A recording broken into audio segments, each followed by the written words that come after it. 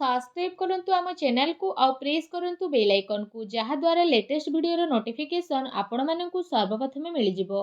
नमस्कार बंधुगण आपण मानकु आम यूट्यूब चैनल को स्वागत। बंधुगण आज वीडियो रे जानिबा आगामी ए 15 दिन आपणकर किपरि कटिबो से विषय जानिबा, किंतु एहा पूर्वरु जदि चैनल रे नुआ करि आछंती तो चैनल को सब्सक्राइब करिनेबा सह पाखरे आसुथुबा बेल आइकन को क्लिक करंतु। स्वयं भगवान श्रीकृष्ण कहिसंती एते आपण सीधा सीधा हुअंतु नाही, कारण जंगल रे रहुतुबा सीधा गछ को ही सर्वप्रथमे कटा जाई थाए। तेणु आपण एते भी साधा सीधा हुअंतु नाही, आउ तेढ़ा मेढ़ा गछ को सब बेले छाड़ी दिया जाई थाए। तो एमिति रे अन्य जीवन सह पूर्ण रूप रे जीवा ठारू भल हेबो आमे निजे निजर भाग्य अनुसार जी नेबा। शक्ति को अपमान से मानि थाए जे असत्य द्वारा लाभ प्राप्त करि थाए। नमस्कार बंधुगण, जय माँ लक्ष्मी। आपण समस्त को आम यूट्यूब चैनल को पुणी थरे आउ गोटे वीडियो को बहुत बहुत स्वागत। ओम गणेशाय नमो।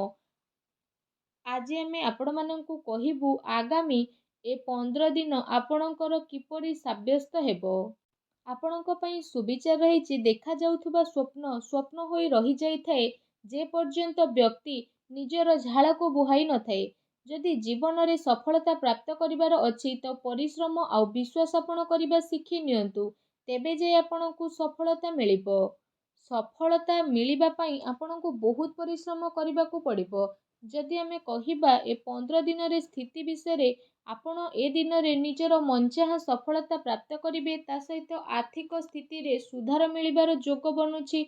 अटकी बा उलुझिथिबा पैसा मिलिबा कारणरू समय आपणक पई ए सब स्थिति रे अनुकूल रहिबो। विशेष भाବରେ पिलांकर पाठ पढ़ा आउ विवाह संबंधित गतिविधि रे खर्च आपणकर अधिक टिके होई पारे, सेथिपई भल स्थिति मध्य मिलिबो। ता सहित जदि फ्रेंड्स कहिबा पिलांकर किलकारी संबंधित कौनसी खुशी खबर मिलिबा कारणरू घरे खुशी भर वातावरण बनी जिवो। विशेष भाବରେ सरकारी कार्य जदि आपणकर चालुथुला तो ए सबु दिन रे कौनसी महत्वपूर्ण व्यक्तिंकर परामर्श आपणक सपक्ष रे मध्य जाई पारे। कौनसी धार्मिक स्थल रे जिबार स्थिति मध्य बनुछि। कौनसी भी कार्य करिबा द्वारा विवेक आउ धैर्यर सह काम करंतु, कारण भावना रे ने जाइथिबा निर्णय आपणक पई नुकसान होई पारे। जमीन जायदाद संबंधित सबु कागज करबाई करिबा समय रे लापरवाही आदु भी करंतु नाही, अन्यथा कौनसी प्रॉब्लम रे आपण फसी पारंती। विद्यार्थी को निजर पाठ पढ़ारे ध्यान केंद्रित करिबार आवश्यकता रहिछि। प्रॉपर्टी बिजनेस आपणकर फाइनल होई पारे, सावधान सह करंतु। ता सहित व्यवसायी पार्टी ए सबु अर्थात व्यापारिक गतिविधि आपणकर बहुत भल रहिबो। सरकारी चाकरी पेशा लोकंकु स्थान परिवर्तन संबंधित भल खबर मध्य मिलिबो। परिवार जनक सह भल समय को व्यतीत करिबारे आपणको बहुत ही खुशी अनुभव हेबो। प्रेम संबंध रे आपसिक सामंजस्यर स्थिति कारणरू आपणको खुशी अनुभव हेबो।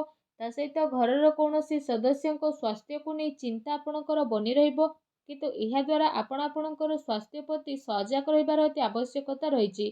किछि कथा इच्छा विरोधी हेबा कारणरू दुख आपणकर बनी रहिबो, किंतु निजको ए सबु कथारू बाहर करिबा आपणक पई आसान मध्य होई पारे। ए दिनर व्यवहार आपण भावनात्मक रूप रे न करी निजर काम करिबा पई आपण ट्राई करि नियंतु। जेते अधिक मानसिक चिंतारे आपण रहिबे सेते कार्य को आपण करि परिबे नाही। तेणु मन को शांत रखंतु। काम सिलसिला रे कौनसी व्यक्तिंक सह कथावार्ता करिबा समय रे शब्दर उल्लंघन करंतु नाही, नचेत परे प्रॉब्लम रे पड़ी पारंती। रिलेशनशिप सह जड़ित कथा स्पष्ट रूप रे सामना को आसीबो। एहार निर्णय नेबा आपणक पई आसान रहिबो। कौनसी काम को करिबा पूर्वरु ता सह जड़ित इनफॉरमेशन जानिबा पई ट्राई करंतु। एहा द्वारा बहुत भल स्थिति बनिबो। आपणकर सम्मान बढ़िबो। माता पितांकर वरिष्ठ लोकंकर मान सम्मान मध्य आपणकर बढ़िबार अति आवश्यकता रहिछि। ता सहित तांको आशीर्वाद और सहयोग मध्य आपणको प्राप्त हेबो। अन्य ठारो अधिक आशा करिबा द्वारा निजर कार्य प्रणाली रे विश्वास करिबार आवश्यकता रहिछि।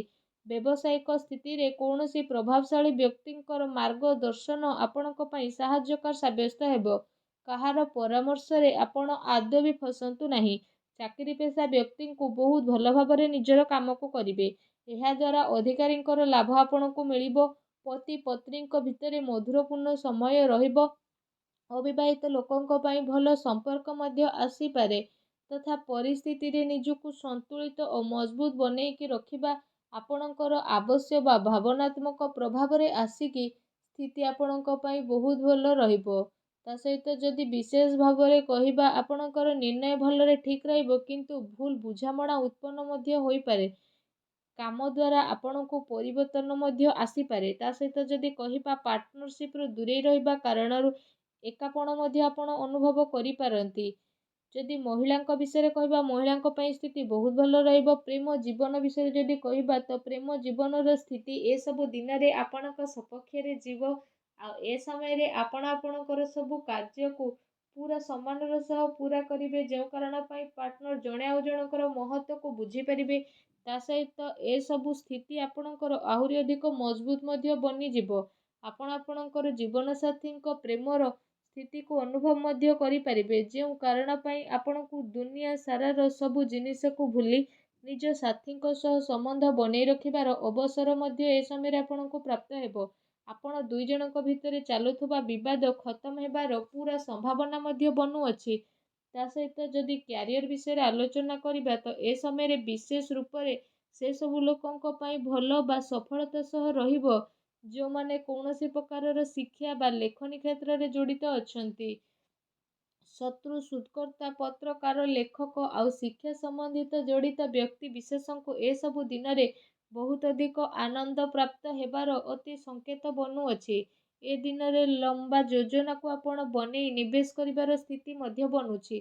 ତା ସହିତ ଏସବୁ ଦିନରେ ଆପଣ ସେ ସବୁ ପ୍ରୟାସର ଲାଭ ପାଇବେ ଯେଉଁ ସବୁକୁ ଆପଣ ପାଇବାକୁ ଟ୍ରାଏ କରୁଥିଲେ ଆଉ ବହୁତ ଅପେକ୍ଷାରେ ମଧ୍ୟ ଆପଣ ରହିଥିଲେ। ଯଦି ଶରୀର ବିଷୟରେ କହିବା, ତ ବିଶେଷ ଭାବରେ ଶରୀରରେ ଆପଣଙ୍କର ସୁଧାରତା ଆସିବ। ପୁରୁଣା ବେମାରୀରୁ ଆପଣଙ୍କୁ ଛୁଟକାରା ଅନୁଭବ ହେବ, କିନ୍ତୁ ମଝିରେ ମଝିରେ ଆପଣଙ୍କୁ ଟିକେ ଟିକେ ପ୍ରୋବ୍ଲେମ୍ ଆସିପାରେ। ବା ସାବଧାନ ରୁହନ୍ତୁ। ଖାଦ୍ୟପେୟ ଉପରେ ବିଶେଷ ଭାବରେ ଯତ୍ନ ରଖନ୍ତୁ। ଲମ୍ବା ସମୟରୁ ଆପଣ ଯାହା ଚାହୁଁଥିଲେ ସେ ସବୁ ଆପଣଙ୍କୁ ମିଳିବ। ସମସ୍ୟାର ଉଚିତ ହାଲରେ ପହଞ୍ଚିବା ପାଇଁ କୌଣସି ସଠିକ୍ ବ୍ୟକ୍ତିର ଆପଣଙ୍କୁ ପରାମର୍ଶ ନେବାକୁ ପଡ଼ିବ। ତେବେ ଯାଇ ପ୍ରତିଦିନର ସମସ୍ୟାରୁ ଆପଣଙ୍କୁ ଛୁଟକାରା ମିଳିବ। ଏମିତିରେ କୌଣସି ମେଡ଼ିସିନ ଡକ୍ଟରଙ୍କ ବିନା ପରାମର୍ଶରେ ନେଲେ ଆପଣଙ୍କୁ ପରେ ପ୍ରୋବ୍ଲେମ୍ ଫେସ୍ ହୋଇପାରେ। ଭାଗ୍ୟର ପୁରା ସାଥ ଆଗାମୀ 15 ଦିନରେ ଆପଣଙ୍କୁ ତ ପ୍ରାପ୍ତ ହେବ, କିନ୍ତୁ ଯଦି ଉପାୟ ବିଷୟରେ କହିବା, ତ ଆଗାମୀ 15 ଦିନରେ ଭଗବାନ ଗଣେଶଙ୍କର ପୂଜା ଆରାଧନା କରନ୍ତୁ। ଘରୁ ଯେତେବେଳେ ବାହାରକୁ ଯାଉଛନ୍ତି ପକେଟରେ ଦୁବ ନେଇକି ଯାତ୍ରା ଆରମ୍ଭ କରନ୍ତୁ। ନିଜର କ୍ରୋଧ ଉପରେ ନିୟନ୍ତ୍ରଣ ରଖନ୍ତୁ। ତା ସହିତ ସବୁବେଳେ ସତ କହିବା ପାଇଁ ଟ୍ରାଏ କରନ୍ତୁ। ଦେଖିବେ ଜୀବନର ପ୍ରତିଟି କ୍ଷେତ୍ରରେ ଆପଣଙ୍କୁ ସଫଳତା ପ୍ରାପ୍ତ ହେବ। ତା ସହିତ ଆପଣ ପରିଶ୍ରମ କରିବାକୁ ଆଦୌ ବି ଭୁଲନ୍ତୁ ନାହିଁ। ଯେତିକି ପରିଶ୍ରମ ଏଇ ଆଗାମୀ 15 ଦିନରେ କରିବେ, ସେ ପରିଶ୍ରମର ଡବଲ ଫଳ ଆପଣଙ୍କୁ ପ୍ରାପ୍ତ ହେବ। ତେଣୁ ଏହା ରହିଲା କି ଆପଣ କେତିକି ପରିଶ୍ରମ କରୁଛନ୍ତି ଆଉ କେତିକି ଆପଣଙ୍କୁ ଫଳ ମିଳିବ। ଯେତିକି ପରିଶ୍ରମ କରିବେ ତାର 2 ଗୁଣ ଫଳ ଆପଣଙ୍କୁ ପ୍ରାପ୍ତ ହେବ। ତ ଆଶା କରୁଛି এই ଭିଡ଼ିଓଟି ଆପଣଙ୍କୁ ଭଲ ଲାଗିଥିବ। ଯଦି ଭିଡ଼ିଓଟି ଭଲ ଲାଗିଥାଏ ତ ଭିଡ଼ିଓଟିକୁ ଲାଇକ୍ଟେ କରନ୍ତୁ। ଆଉ ଯଦି ଆପଣ ଚ୍ୟାନେଲରେ ନୂଆ କରି ଆସିଛନ୍ତି ତ ଚ୍ୟାନେଲକୁ ସବସ୍କ୍ରାଇବ୍ କରିନେବା ସହ ପାଖରେ ଆସୁଥିବା ବେଲ୍ ଆଇକନକୁ ବି କ୍ଲିକ୍ କରନ୍ତୁ। ଧନ୍ୟବାଦ।